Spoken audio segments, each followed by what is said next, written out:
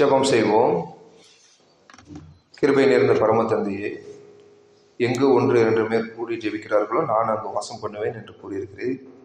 அதே போல நாங்கள் இங்கு உங்களை ஆராதிக்கும் பொழுது எங்களிடையே இடைப்பட்டீர். அதற்காக உங்களுக்கு நன்றி கர்த்தாவே.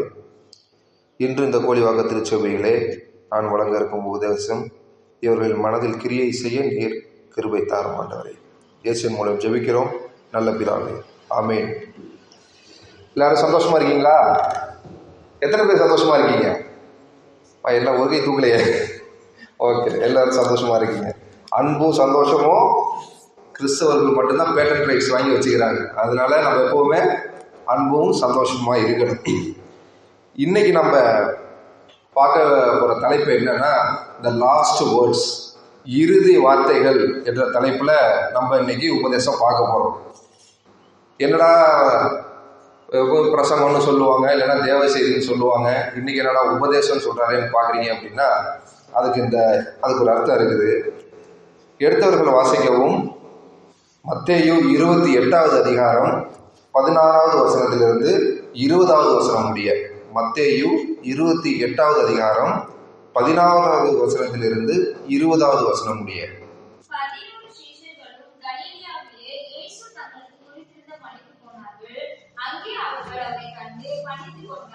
சிலரோ சந்தேகப்பட்டார்கள். அப்பொழுது இயேசு சமீபத்தில் வந்து அவர்களை நோக்கி, வானத்திலும் பூமியிலும் சகல அதிகாரமும் எனக்கு கொடுக்கப்பட்டிருக்கிறது. ஆகையால் நீங்கள் புறப்பட்டு போய் சகல ஜாதிகளையும் சீஷராக்கி பிதா குமாரன் பரிசுத்த ஆவியின் நாமத்தினாலே அவர்களுக்கு ஞானஸ்நானம் கொடுத்து, நான் உங்களுக்கு கற்பித்த யாவையும் அவர் கைக்கொள்ளும்படி அவர்களுக்கு உபதேசம் பண்ணுங்கள். இதோ உலகத்தின் முடிவு பரியந்தம் சகல நாட்களிலும் நான் உங்களுடைய கூட இருக்கிறேன் என்றார். சரி, இப்போ நம்ம வேதவசனத்தை படிக்க கேட்டாச்சு. இயேசு கிறிஸ்துவானவர் கடைசியாக மொழிந்த டயலாக், ஆங்கிலத்தில் சொல்றேன் டயலாக், தமிழ்ல சொல்லணும்னா வாக்கியம். அது என்னன்னு யாருக்காவது தெரியுமா? ஏசப்பா கடைசியாக மொழிந்த வாக்கியம் என்ன அப்படின்னு? கடைசியாக மொழிந்த வாக்கியம் என்ன அப்படின்னா, நமக்கெல்லாம் மைண்ட் எங்கே போயிடும்? ஏசப்பா பேசுகிற அந்த 7 வார்த்தைகள் சிலுவையில், ஆமாவா இல்லையா? அந்த வார்த்தையில என்ன வார்த்தை கடைசியாக முடிந்ததுன்னு சொல்றாரா? முடிந்ததான்னு நினைக்கிறேன். முடிந்ததா? அதுக்கப்புறம் சில வார்த்தைகள் பேசியிருக்காருன்னு நினைக்கிறேன். அந்த சிலுவையில் முடிந்த கடைசி வார்த்தைகளை போய் நம்ம ஆராய ஆரம்பிச்சிருவோம், ஆமாவா இல்லையா? கடைசி வார்த்தைன்னா. ஆனால் இயேசு கிறிஸ்துவானவர் பேசுனது கடைசியாக மனிதர்களிடையே இடைப்பட்டது அந்த தருணம் அல்ல. ஏன் அப்படி சொல்றேன் அப்படின்னா, வேதாகமத்தை நம்ம நல்லா படித்தோம் அப்படின்னா தெரியுது, இயேசு கிறிஸ்துவானவர் மரித்து உயிர்த்தெழுந்த பிறகு 40 நாள் இந்த உலகத்திலே உலாவிக் கொண்டிருந்தார் என்று வேதாகமம் கூறுகிறது. எத்தனை பேருக்கு தெரியும் இயேசு கிறிஸ்து ரெசரக்ஷன் ஆனதுக்கு அப்புறமும் 40 நாள் இங்கே இருந்தாருன்னு எத்தனை பேருக்கு தெரியும்? வேதாகமத்துல தெளிவா போட்டிருக்குது, இயேசு கிறிஸ்துவானவர் உயிர்த்தெழுந்த பிறகு 40 நாள் இங்கே உபதேசம் பண்ணியிருக்கிறாரு. அந்த 40 நாள்ல ஒரு சில தருணங்களை வேதாகமத்தில் எழுதப்பட்டிருக்கிறது. அதுல ஒரு சில தருணம் அப்படின்னு சொல்ல போது அப்படின்னா, மகதலேனா மரியாதை இடையே பேசி ஸ்திரீயே என்று சொன்ன அந்த தருணம் இருக்கிறது. பிறகு எம்மாவு சீஷர்களை சந்தித்த அந்த தருணம் இருக்கிறது. அதற்கு பிறகு கடைசியாக கலிலேயாவிலே அனைத்து சீஷர்களையும் ஒன்று திரட்டி, அதாவது 11 சீஷர்களையும் ஒன்று திரட்டி காட்சியளித்த கடைசி தருணம் இருக்கிறது. இது போன்று 40 நாட்கள் ஆங்காங்கே காட்சியளித்த தருணங்கள் வேதாகமத்திலே இருக்கின்றது. நாம் இப்பொழுது பார்க்க போகின்ற பகுதி என்னன்னா, அந்த கடைசி தருணம், அந்த கலிலேயா இடத்திலே 11 சீஷர்களிடையே என்ன பேசினார் இயேசு கிறிஸ்துவானவர் பரத்துக்கு ஏறும் பொழுது அப்படின்றத நம்ம தெளிவாக பார்க்க போகின்றோம். கலிலேயா அப்படின்னா ஏன் கலிலேயாவை இயேசு கிறிஸ்துவானவர் அந்த டயத்துக்கு தேர்ந்தெடுத்தார் அப்படின்னா, அந்த இயேசு கிறிஸ்துவானவர் இருந்த காலகட்டத்திலே 3 முக்கியமான தலைநகரங்கள்ல டிஸ்ட்ரிக்ட் அப்படின்னு சொல்லலாம். அதாவது 3 முக்கியமான இடங்கள் உண்டு. அதுல ஒரு இடம் தான் கலிலேயா. அதாவது கப்பர்நகும் போன்ற ஒரு சில இடங்களை உள்ளடக்கிய, இப்போ காஞ்சிபுரம் டிஸ்ட்ரிக்ட்ல பல கிராமங்கள் வருது இல்லை, அதே மாதிரி கலிலேயா ஒரு பல சிறு சிறு நகரங்களை உள்ளடக்கின ஒரு பகுதி கலிலேயா. அந்த கலிலேயா பகுதியில் ரோமர்களோட ஆதிக்கம் மிகவும் குறைவு. அதுவும் இல்லாமல் இந்த சீஷர்களுக்கு சொந்த இடம் அந்த கலிலேயா அந்த பகுதி. அதனால என்ன பண்றாரு, இயேசு கிறிஸ்துவானவர் அந்த கலிலேயா பகுதியை தேர்ந்தெடுக்கிறாரு. அந்த இடத்துக்கு சீஷர்கள்லாம் வர சொல்றாரு. சீஷர்கள்லாம் வர சொல்லி என்ன சொல்றாரு, அந்த எந்த வசனம், 18வது வசனத்திலிருந்து படிங்க.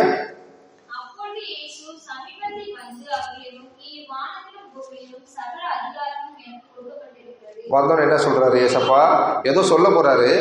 சொல்றதுக்கு முன்னாடி என்ன சொல்லியிருக்காரு, எதன் அடிப்படையில் இயேசு கிறிஸ்துவானவர் சொல்லுகிறார், எல்லா அதிகாரமும் எனக்கு கொடுத்துருக்குறாங்க, வானத்தையும் பூமியில் உள்ள சகல அதிகாரம் எனக்கு இருக்குது, அதன் அடிப்படையிலே நான் உங்களுக்கு சொல்லுகிறேன். அடுத்த வசனம் படிங்க. நீங்கள் புறப்பட்டு போய் சகல ஜாதிகளையும் சீஷராக்கி பிதா குமாரன் பரிசுத்தாவி நாமத்தினாலே அவர்களுக்கு ஞானஸ்தானம் கொடுத்து. அடுத்த வசனம்,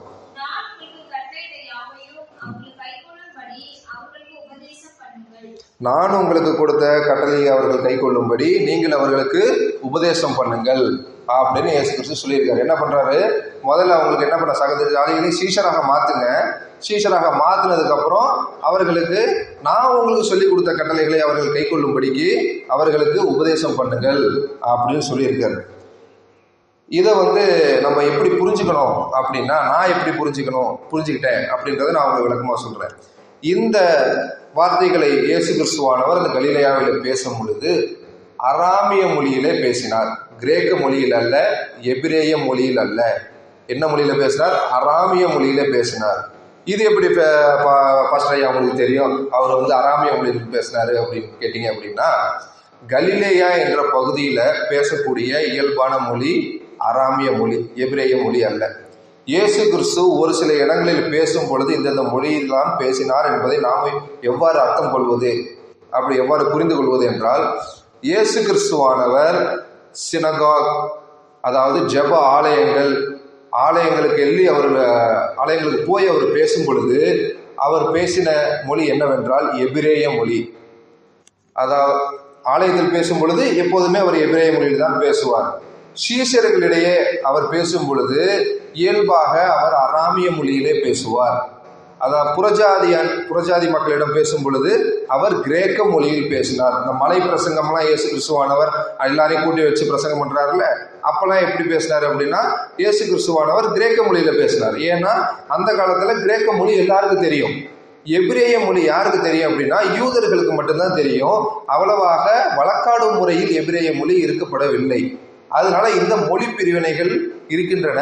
அதன் ஆராய்ச்சிப்படி நாம் தெரிந்து கொள்ள முடியும். இங்கு கலிலேயாவிலே சீஷர்களிடத்திலே இயேசு கிறிஸ்துவானவர் அராமிய மொழியிலே தான் பேசினார்.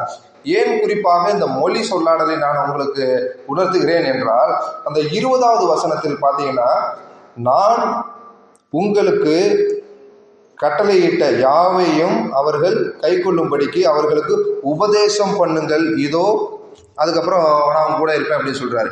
பர்டிகுலரான அந்த வார்த்தை உபதேசம் பண்ணுங்கள் அப்படின்னு போட்டிருக்காருல்ல. இப்ப நாங்க பண்றதுல என்ன உபதேசம் சொன்னால அந்த அருளுரை, தேவ செய்தி, கற்பித்தல், இதெல்லாம் சொல்றது நாங்க என்ன பண்ணுவோம், ஒருத்தர் ஒரு பதம் யூஸ் பண்ணுவோம். இதுல அந்த வசனத்தை தெளிவா சொல்றாரு, சகல ஜாதிகளுக்கும் சென்று சீஷராக்குங்கள் அப்படின்னு சொல்லிட்டாரு. சகல ஜாதிகளையும் நீங்கள் சீஷராக்க வேண்டும் என்றால் நீங்க என்ன பண்ணணும் அப்படின்னா அவர்களுக்கு சுவிசேஷம் அறிவிக்க வேண்டும். 19வது வசனத்துல போய் என்ன பண்ணாங்க, எல்லாருக்கும் சுவிசேஷம் அறிவிச்சு அவர்களை சீஷர்களா மாத்திருக்கு. சீஷர்களா மாத்தினதுக்கு அப்புறம் அவங்க என்ன பண்ணுவாங்க, அவங்களும் போய் வெளில போய் ஊழியம் பண்றதுக்கு அவங்களுக்கு என்ன பண்ணுங்க, சொல்லி கொடுங்க.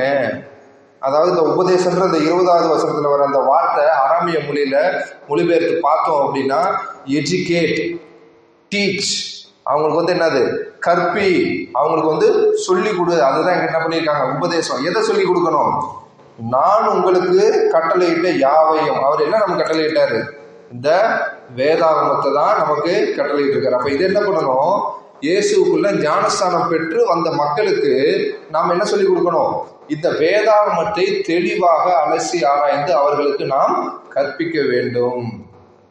இயேசு கிறிஸ்துவானவர் யார் என்பதை சுவிசேஷம் மூலியமாக பிற ஜனங்களுக்கு அறிவித்து அவர்கள் இயேசுவை ஏற்றுக்கொண்டு ஞானஸ்தானம் பெற்ற பிறகு ஆலயத்துக்கு வந்த பிறகு அவர்களுக்கு நாம் என்ன கற்பிக்க வேண்டும், உபதேசம் கற்பிப்பது, எஜுகேட் எதை?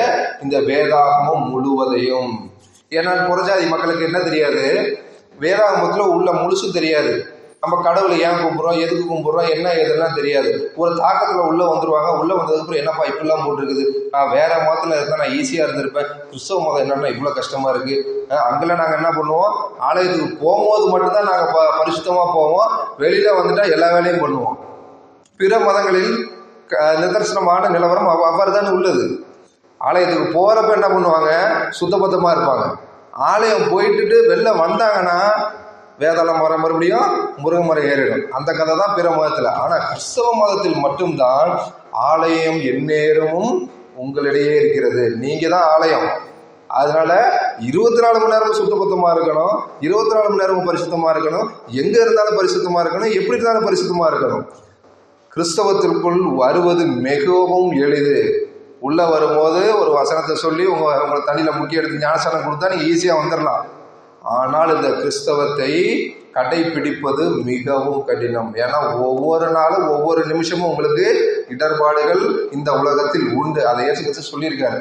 அதெல்லாம் நம்ம என்ன பண்ணணும், மீண்டு வரணும் அப்படின்னா இந்த வேதத்தை நாம் கையில் கொள்ள வேண்டும். அதனாலதான் என்ன பண்றாரு, 20வது வசனத்துல உணர்த்துகிறார், உபதேசம் பண்ணு அப்படின்னு இயேசு கிறிஸ்து தெளிவா சொல்லி கொடுத்துருக்காரு. உபதேசம் பண்ண நம்ம முதல்ல வேதாகமத்தை தெளிவா தெரிஞ்சிருக்கணும். இதுக்கு ஒரு விளக்கம் நம்ம தெளிவா பார்ப்போம். வேதாகமத்திலேருந்து எடுத்து பார்ப்போம். இந்த தருணம் நடக்கும் பொழுது அதோட தொடர்ச்சி எங்க வருது அப்படின்னா, அப்போஸ்தலர் அப்போஸ்தலருடைய நடவடிக்கைகள் எடுங்க. அப்போஸ்தலர் 1ஆம் அதிகாரம் 8வது வசனம். 8வது வசனத்திலிருந்து படிங்க. 8வது வசனம்.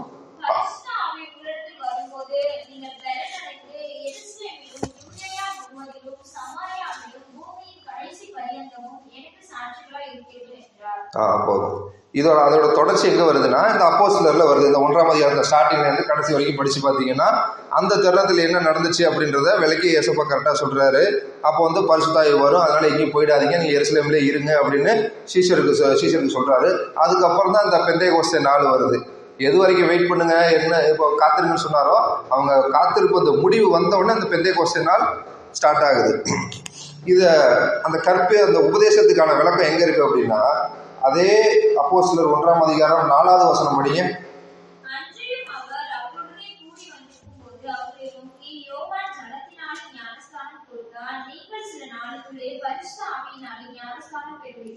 போதும். என்ன சொல்றாரு, யோவான் தண்ணினால ஞானஸ்தானம் கொடுத்தான், நீங்களோ பரிசுத்த ஆவியினால் ஞானஸ்தானம் பெறுவீர்கள் என்றாரு. இது புதுசா ஏதோ ஒரு உபதேசத்தை கடவுள் இந்த இடத்துல சொல்லி கொடுக்குறாரு. எந்த இடத்துல, அந்த இடத்துல வச்சு. இத்தனை நாள் யோவான் ஸ்நானன் என்ன பண்ணா, தண்ணியில முக்கி ஞானஸ்தானம் கொடுத்துட்டு இருந்தான். அதை தான் சீஷர்களை பார்த்துருக்காங்க. ஆனா இயேசு கிறிஸ்து என்ன பண்றாரு, புதுசா ஒரு விதத்தை சொல்லி கொடுக்குறாரு. புதுசா நான் சொல்றாரு, என்னது, பரிசுத்த ஆவியினால் நீங்கள் ஞானஸ்தானம் பெறுவீர்கள் அப்படின்றாரு. அது இன்ன வரையும் நம்ம கேள்விப்பட்டதே இல்லை. புதுசா அந்த இடத்துல சொல்றாரு. அப்ப சீஷர்கள் என்ன பண்ணணும், இயேசு கிறிஸ்து கிட்ட என்ன கேட்டிருக்கணும், இத்தனை நாள் தண்ணிக்குள்ள ஏசப்பா நம்ம முக்கிய எடுத்தோம், இப்ப என்ன நீங்க புதுசா பரிசுத்த ஆவியினால ஞானஸ்தானம் பெறுவீர்கள் சொல்லியிருக்கீங்களே, அது என்னன்னு கேட்டிருக்கணுமா இல்லையா? ஆனா அது என்ன கேட்கறாங்க, 6வது வசனம் படிங்க.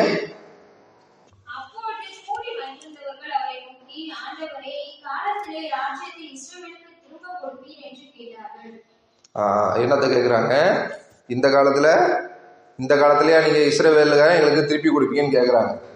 கடவுள்கிட்ட என்ன கேட்குறாங்க, உலக பிரகாரமான காரியங்களை கேட்குறாங்க, ஆவிக்குரிய காரியங்களை இவங்க கேட்க மறந்துட்டாங்க. இதனாலதான் கர்த்தர் என்ன சொல்றாரு, உபதேசம் பண்ணு அப்படின்னு சொல்றாரு. நிலவரத்தை அவர்களுக்கு புரியவை, இன்னதென்று அவர்களுக்கு புரியும்படி அவர்களுக்கு உபதேசம் பண்ணுன்னு தெளிவா அந்த இடத்துல போட்டிருக்கிறாரு. அந்த உபதேசங்கள்லாம் அவங்க காதுல இருந்திருந்தா, அவங்க அந்த அப்போஸ்தலர்கள் காதுல அந்த உபதேசங்கள்லாம் உள்வாங்கி இருந்திருந்தாங்கன்னா, இயேசு கிறிஸ்துவானவர் இந்த பரிசுத்தாவியை பத்தி பேசும்போது அவங்க உலக பிரகாரமான காரியங்களை பத்தி கேட்பாங்களா? நிச்சயமாக கேட்டிருக்க மாட்டார்கள். நம்ம என்ன பண்ணணும், இதுல இருந்து நம்ம என்ன புரிஞ்சுக்கணும் அப்படின்னா, இயேசு கிறிஸ்துவானவர் நமக்கு என்ன சொல்ல வருகிறாரோ அதை நாம் புரிய வேண்டும் என்றால் நமக்கு கொஞ்சம் உள்ள சரக்கு இருக்கணும். அவர் என்ன சொல்ல வர்றாரு நமக்கு புரியணும் அப்படின்னா, நமக்கு வேதத்திலிருந்து வாக்கியங்கள் நமக்கு தெரிஞ்சிருந்தாதான் கடவுள் நம்மகிட்ட என்ன சொல்ல வர்றாருங்கிறத நமக்கு புரியும். வேதாகமத்துல பல ராஜாக்கள் இருந்திருக்காங்க. எந்த ராஜாவுக்காவது நேரடியாக கடவுள் வந்து நேரடியாக பேசியிருக்கிறாரா சொல்லுங்க? வேதாகமத்தில் பல ராஜாக்களை நான் பார்த்துருக்கிறேன். எந்த ராஜா கிட்டையாவது நேரடியாக கடவுள் வந்து பேசியிருக்கிறாரா? இன்ஸ்டன்ட் இருக்குதா? பைபிள் இருக்குதா? நான் பார்த்த வரைக்கும் இல்லை. ஆனால் ஒரு சிலரிடையே நேரடியாக வந்து பேசினார். யாரிடம் பேசினார்? புதிய ஏற்பாட்டில் நம்ம ஆடு மேய்க்கிறவங்க இருக்கிறாங்க தெரியுமா? இயேசு கிறிஸ்துவோட நற்செய்தி முதலாக வந்ததுன்னு சொல்லுவாங்கல்ல, முதலாக வரல, அவர்களுக்கு பின்னர் அறிவிக்கப்பட்டது. அதுக்கு முன்னாடி பல பேருக்கு அறிவிக்கப்பட்டு உள்ளது. ஆனாலும் ஆட்டிடையருக்கு தான் முதலாவதாக இயேசு கிறிஸ்து தூதனானவன் நேரடியாக அனுப்பி அந்த சுவிசேஷத்தை சொன்னார். ஆனால் இயேசு கிறிஸ்துவோட அப்பா என்று கருதப்படுங்க யோசேப்புக்கு சொப்பனத்தில் தான் வந்தார். இயேசு கிறிஸ்துவோட அப்பா என்று கருதப்பட்ட யோசேப்புக்கு சொப்பனத்தில் வர்றாரு, கடவுளை வந்து சொல்றாரு. ஆனால் இயேசு கிறிஸ்துவோட சுவிசேஷத்தை அறிவிக்கிறதுக்கு அந்த மந்தை மேய்ப்பவர்களுக்கு, மந்தை காப்பவர்களுக்கு நேரடியாக தூதன் வந்து சொல்றான். ஏன் இப்படி வித்தியாசம்? யாரோ ஒரு ஆடு மேய்ப்பவர்களுக்கு நேரடியாக தூதன் வந்து சொல்றான். ஆனா யோசேப்புக்கு, கூடயே இருக்கிற யோசேப்புக்கு ஒரு கனவுல தான் சொல்றான். ஏன்? அந்த ஆட்டிடையர்களுக்கு தெரியல, வேதம் அவங்களுக்கு முழுதாக தெரியவில்லை. ஆனால் யோசேப்புக்கு யூதா கோத்திரத்துல வந்தபடியினால முழு வேதாகமும் தெரியும். அதனாலதான் என்ன பண்றாரு, கனவுல வந்து சொப்பனத்துல வந்து என்ன பண்றாரு, மரியாதை நீ சேர்த்துக்கோ, தள்ளி வச்சிடாத, இது வந்து பரிசுத்தாவினால ஏற்பட்டது அப்படின்னா சொப்பனத்துல இருந்து எதிர்ச்ச உடனே என்ன பண்றான், ஸ்ட்ரெயிட்டா போய் மரியாதை ஏத்துக்கிறான். அவன் வந்து படித்து அறிந்தபடியினால் தான் என்ன பண்றான், அந்த இடத்துல தன்னோட மனைவி வந்து தன்னோட உறவு இல்லாமலே கர்ப்பவதி ஆனதை உட்கார்ந்து ஆலோசிக்கக்கூடிய மனப்பக்குவத்தில் அவன் இருந்ததற்கு காரணம் என்ன? வேதம் அவனிடையே இருந்ததுதான். இந்த காலத்துல அந்த மாதிரி நடந்திருந்தா என்ன ஆயிருக்கும் யோசிச்சு பாருங்க. கல்யாணம் ஆனதுக்கு அப்புறம் ஒரு மனைவி கணவனை சேர்வதற்கு முன்பாக கர்ப்பவதியாக இருந்தால் என்ன நேர்ந்திருக்கும்? ஆனால் அந்த இடத்துல என்ன பண்ணியிருக்கிறான், உட்கார்ந்து சிந்தித்தான்னு போட்டிருக்குது யோசேப்பு. அந்த சிந்திக்கக்கூடிய பக்குவம் யாருக்கு கொடுத்தா? சிந்திக்கக்கூடிய பக்குவம் அவனுக்கு எவ்வாறு வந்தது? வேதம் அவன் மனதில் இருந்ததுனா. அவன் அவசரப்பட்டு எந்த முடிவும் எடுக்கலை, யாருக்கிட்டையும் போய் ஆலோசனை பண்ணி இந்த மாதிரி அதை பண்ணணும் இதை பண்ணணும்னா ஒன்றும் பண்ணலை. அவன் மனசுல சிந்திச்சோன்னே கடவுள் என்ன பண்ணிட்டாரு, சொப்பனத்துல வந்து சொல்லிட்டாரு, மரியாதை சேர்த்துக்க, அவன் வந்து பரிசுத்த ஆவியினால கர்ப்பவதி ஆயிருக்கா அப்படின்னு. ஆனா இந்த பக்கம் என்ன பண்றாரு, அந்த ஆட்டிடையருக்கு நேரடியாக வந்து காட்சி கொடுக்குறாரு. அவர்கள் ஆச்சரியப்படும் வண்ணத்தில். இதுதான் காரணம். நம்ம வந்து வித்தியாசம் ஈஸியாக பார்த்துக்கலாம். உபதேசம் உள்ளவர்களுக்கு எவ்வாறு கடவுள் வெளிப்படுவார், உபதேசம் அற்றவர்களுக்கு கடவுள் எவ்வாறு வெளிப்படுகிறார் என்பதை நாம் இதை வைத்தே புரிந்து கொள்ள முடியும். அதனால இந்த கிருபையின் காலகட்டத்தில் பல பேர் சொல்றாங்க, நான் இவ்வளவு நேரம் ஜெபம் பண்றேன், இவ்வளவு நேரம் நான் ப்ரேயர் பண்றேன், ஆனால் கடவுள் எனக்கு நேரடியாக வருவதில்லை அப்படின்ற ஒரு பெரிய குற்றச்சாட்டை வைக்கிறாங்க. அந்த அவருக்கெல்லாம் வராரு, இவருக்கெல்லாம் வராரு, எனக்கு ஒன்றும் வரமாட்டேங்கிறாருப்பா, நான் பார்த்த வரைக்கும் எனக்கு தெரிஞ்சவங்க யாருக்கும் கடவுள் நேராக வரலப்பா அப்படின்னா அது காரணம் என்னன்னா இதுதான்.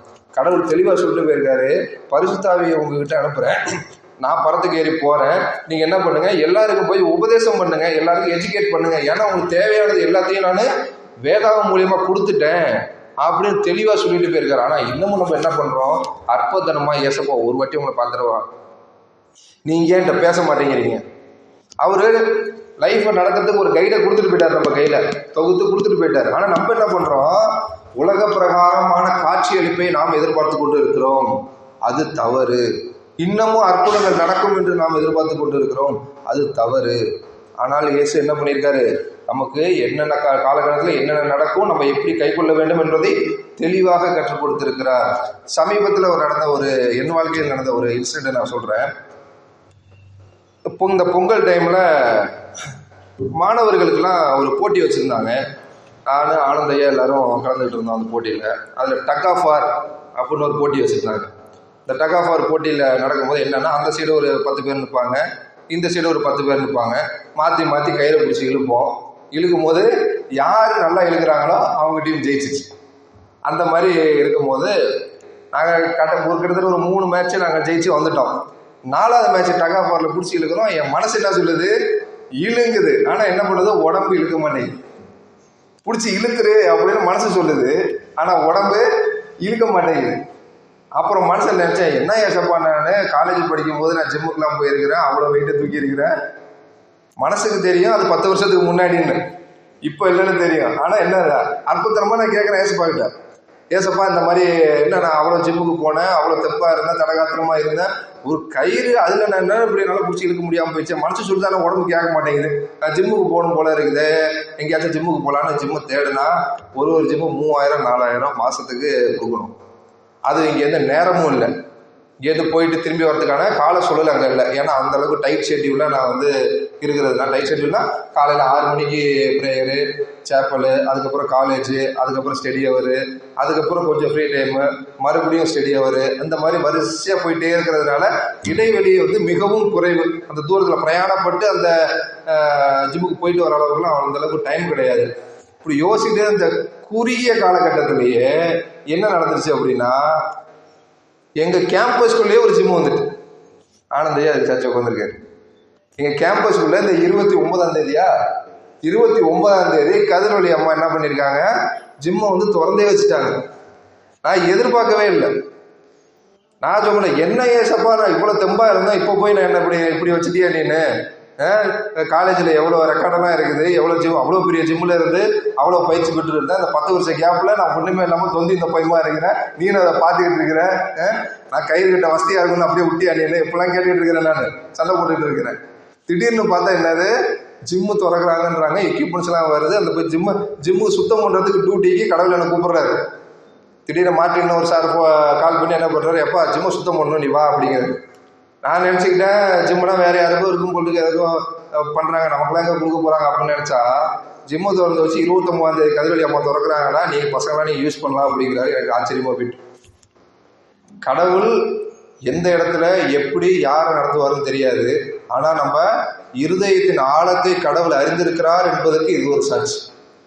அவனை யோசேப்போட சிந்தனை ஆழத்தை எவ்வாறு அறிந்து அவனுக்கு சொப்பனத்தில் வந்தாரோ அதே போல எனது இருதயத்தின் ஆழத்தை கேட்டறிந்தார் தேவன். இது மிகப்பெரிய சாட்சி எனக்கு. இது மாதிரி பல தருணங்கள் என் வாழ்க்கையில் இன்னும் நடந்து கொண்டு இருக்கிறது. நான் எதிர்பார்க்கவே இல்லை. என் மண்டியில் அவ்வளோ ஓடுது, அம்மாட்ட போய் காசு கேட்கலாமா, ஆல்ரெடி அவங்க ஒரு மாதம் 2000 3000 ரூபாய் எனக்கு கொடுக்கறதுக்கே அவங்க வந்து கஷ்டப்பட்டு தான் கொடுக்குறாங்க, இவ்வளோ லோன் மத்தியில் மறுபடியும் போய் அவங்க நச்சரிக்கணுமா, என்ன பண்ணுறது ஏசப்பா. நான் என்ன எந்த அளவுக்கு முடிவு வந்துட்டேன் அப்படின்னா, ஒரு கட்டத்தில் ஹாஸ்டலில் இருக்க வார்டனை கேட்டு ஒரு பார் கம்பியாவது நீங்கள் வச்சு கொடுங்க, நான் அதில் வந்து நான் எக்ஸசைஸ் பண்ணிக்கிறேன் அப்படின்னு சொல்லலான்னு இருந்தேன். ஒதுக்குப்புறமாக பசங்களுக்கு ஒரு பார் மட்டும் வச்சு கொடுங்க, அதில் போய் நாங்கள் பசங்க எக்ஸசைஸ் பண்ணிக்கிறோம்னு கேட்கலான்னு இருந்தேன். ஆனால் பல லட்ச ரூபா செலவு பண்ணி ஒரு கொரியனோட ஸ்பான்சர் மூலமாக ஒரு கொரியக்காரர் என்ன பண்ணியிருக்காரு, அங்கே ஒரு ஜிம் அமைச்சு கொடுத்து கதிரொலியமாக அதை திறந்து வச்சுட்டாங்க. இப்போ இதை நான் எங்கே போய் சொல்கிறது, அந்த அளவுக்கு எனக்கு ஆச்சரியம் உள்ள மனசுக்குள்ள.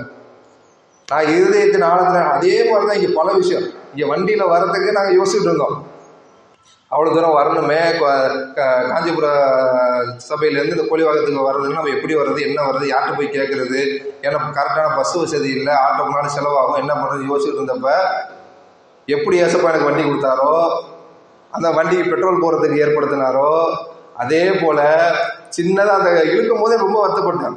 என்னடா இழுக்கிறோம், கயிறு வர மாட்டேங்குது, மனசு இழுக்கிற கயிறு எடுக்க மாட்டேங்குது நினச்சி ஜிம்முக்கு போகணும்னு நினச்சா என்ன பண்ணிட்டாரு, ஒரு கம்பிக்கு ஆசைப்பட்டேன். பாடன்ட்ட சொல்லி ஒரு கம்பி அமைச்சிருவோன்னு ஆசைப்பட்டேன். ஆனால் என்ன பண்ணிட்டார் ஏசப்பா, ஒரு ஜிம்மையே கொண்டு வந்துட்டார். அலையிலையா சொல்லுங்க, எனக்கு மட்டும் கொண்டு வரல, மொத்த கேம்பஸுக்கும் கொண்டு வந்துட்டார், யாரை வேணாலும் யூஸ் பண்ணிக்கலான்னு. இந்த மாதிரி ஏசப்பா என்றைக்குமே நம்மளை நடத்துவார். நமக்கு என்னென்னைக்கு எப்பப்போ எது தேவையோ அதை தேவன் கொடுக்க வல்லவராக இருக்கிறார். ஆனால் நமக்கு அந்த விசுவாசம் வேணும். கடுகளவு விசுவாசம் இருந்தால், தமிழில் சொல்லுவாங்க கடுகளவு விசுவாசம் இருந்தால் மலையை கொட்டி போடலான்னு ஒரு வாக்கியம் இருக்குது. அந்த மாதிரி கொஞ்சத்தில் உண்மை இருந்தாலும் அதே இடத்தை ஆசீர்வதிப்பேன் பைபிள் இருக்குல்ல, அதே மாதிரி சின்ன விஷயத்தில் நீங்கள் உண்மையாக இருந்தால் நிச்சயமாக கடவுள் அபரிவிதமாக உங்களை ஆசீர்வதிப்பதற்கு தயாராக இருக்கிறார். இதை நாம் புரிந்து கொள்ள வேண்டும். இந்த கடைசி காலகட்டத்திலே இயேசு கிறிஸ்துவானவர் விட்டு சென்ற இந்த வாக்கியத்தில் நாம் மனதில் வைத்துக்கொண்டு வேதத்தை கற்று அறிந்து வேதத்தை தெரியாதவர்களுக்கு நாம் அதிகமாக அவர்களுக்கு இயேசு கிறிஸ்துவை பற்றி சொல்லி அவர்களை நாம் சீஷராக்க வேண்டும். God needs disciple, not a believer. விசுவாசிகளை விட சீஷர்கள் தான் இயேசு கிறிஸ்துவுக்கு அதிகம் தேவை. அதை தான் இங்கு கற்றுக் கொடுத்துருக்கிறார். அதான் நம்ம என்ன பண்ணணும், நமக்கு கிடைக்கிற டைமில் என்னென்னைக்கெல்லாம் நமக்கு வந்து வருத்தப்பட்டப்போ மட்டும் கடவுள்கிட்ட போகக்கூடாது. வருத்தப்பட்டப்ப நடந்து போனோம் அப்படின்னா சந்தோஷப்படுறப்ப ஓடி போயிடணும். என்ன பண்ணணும்? வருத்தப்படுறப்ப நடந்து போகணும், சந்தோஷப்படுறப்ப ஓடி போயிடணும் கடவுள்கிட்ட. அந்த மாதிரி இருந்தாதான் கடவுள் நம்மளை ஆசீர்வதிப்பார், நம்மளும் ஆசீர்வாதமாக இருப்போம், பிறருக்கும் நாம் ஆசீர்வாதமாக இருப்போம். அதனால் நம்ம என்ன பண்ணணும்? சுவிசேஷத்தை சொல்லி வேதத்தை கற்று அறிந்து பிறருக்கு இயேசு கிறிஸ்துவை பற்றி எடுத்து சொல்வது ஒவ்வொரு கிறிஸ்தவர்களின் கடமை. அப்படி நாம் பண்ணும் பொழுது இயேசு கிறிஸ்துவானவர் நம்முடன் எப்பவும் இருப்பார். அதை என்ன சொல்றார்? நீங்கள் பண்ணும்போது அந்த மத்தேயு 28ஆம் அதிகாரம் அந்த 20வது வசனம் கடைசி பகுதியை பார்த்தீங்கன்னா, நான் உங்களுடனே இருக்கிறேன் என்றார். அது என்னது சொல்லிட்டு போயிட்டாரு, நான் உங்க கூட தான்டா இருக்கிறேன், நீ பயப்படாத, உலகத்தின் முடிவு பரியந்தம் நான் உன் கூட இருப்பேன் அப்படின்னு சொல்றாரு. எப்போ சொல்றாரு? இயேசு கிறிஸ்துவானவர் உயிர்த்தெழுந்த பிறகு 40வது நாள் சீசர்கள் எல்லாரையும் கலிலேயாவில் ஒன்று கூடி அவர்களுக்கு கட்டளையிடுகிறார். அதுக்கப்புறம் இந்த 8வது அப்போஸ்தலர் 1ஆம் அதிகாரம் 8வது வசனத்தில் உள்ள இதெல்லாம் அப்பப்போ அந்த காலகட்டத்தில் நிறைவேறிட்டு 50வது நாள் பெந்தைக்கோஸ்தே நாள் பேதுரு ஒன்றும் தெரியாத பேதுரு என்ன பண்றாரு? பிரசங்கம் பண்ணி பல பேரை ரட்சிப்புக்குள்ள நடத்திட்டாரு பரிசுத்த ஆவியானவர் மூலமா. அந்த மாதிரி நிகழ்வுகள்லாம் பைபிள்ல இருக்குது. அதனால என்ன பண்ணணும்? இந்த பைபிளை நாம் கை கொள்ளணும், இந்த கடவுளோட வார்த்தையை நாம் கை கொள்ளணும். இது நம்ம கூட இருந்தாலும் இயேசு கிறிஸ்துவானவர் நம்ம கூட இருக்காருன்னு அர்த்தம். அதனால எங்க போனாலும் ஒரு வேதாகமத்தை கையில் வச்சுங்க. நல்லது நடந்தாலும் வேதாகமத்தை படிங்க, கெட்டது நடந்தாலும் வேதாகமத்தை படிங்க. கடவுள் அதுக்கு ஏதாவது ஒரு அர்த்தம் வச்சிருப்பாரு. என்னைக்குமே இயேசு கிறிஸ்துவை நீங்க விட்டுறாதீங்க. அற்புதங்கிறது உங்க வாழ்க்கையிலும் நடக்கும், எல்லார் வாழ்க்கையும் நடக்கும். ஆனா அதுக்கு நம்ம விசுவாசிக்கணும். என்ன பண்ணணும்? விசுவாசிக்கணும். ஜெபம் பண்ணுவோமா? கிருபை நிறைந்த பரம தந்தையே, இன்று இந்த உபதேசத்தில் நாங்கள் கற்றுக்கொண்டதை நாங்கள் எங்கள் வாழ்க்கையில் பிரயோகப்படுத்த நீர் எங்களுக்கு கிருபை தாருங்க ஆண்டவரே. நாங்கள் அதை பிரயோகிக்கும் பொழுது நீர் எங்கள் கூட இருப்பீர் என்று நீ கூறியிருக்கிறீர், அதை நாங்கள் அறிந்திருக்கிறோம். அதே போல எங்களுக்கு இருக்க தயக்கத்தையும் மனக்குழப்பத்தையும் நீக்கி போட்டு எங்களுக்கு ஒரு நல்ல ஒரு சூழலை அமைத்து கொடுத்து உலக பிரகாரமான காரியங்களை விட ஆவிக்குரிய காரியங்களை தேட நீர் எங்களுக்கு கிருபை தாருங்க ஆண்டவரே. அதே போல இந்த உலகிலே நாங்கள் வாழும் பொழுது எங்களுக்கு தேவையான அனைத்து ஆசீர்வாதத்தையும் ஏற்ற காலத்தில் ஏற்ற நேரத்தில் நீர் நல்கி கொண்டிருக்கிறீர். அதை நாங்கள் வெளிப்படையாக அறிந்திருக்கிறோம். எங்களுக்கிடையே இருக்கிற மன சஞ்சலத்தை நீக்கி போடும் ஆண்டவரே. எங்கள் குடும்ப சூழலை நீர் மேம்படுத்தி தாரும். எங்களுக்கு தேவையான பொருளாதாரத்தை நீர் தாரும். எங்களுக்கு தேவையான சுகத்தை நீர் தாரும். எங்களுக்கு தேவையான மன நிம்மதியை நீர் தாரும். இதை கொண்டு நாங்கள் இந்த உலக வாழ்க்கையில் பிரயாணம் பண்ண நீர் எங்களுக்கு ஆசீர்வாதமாயிரும். இயேசு மூலம் ஜெபிக்கிறோம் நல்ல பிதாவே. ஆமென்.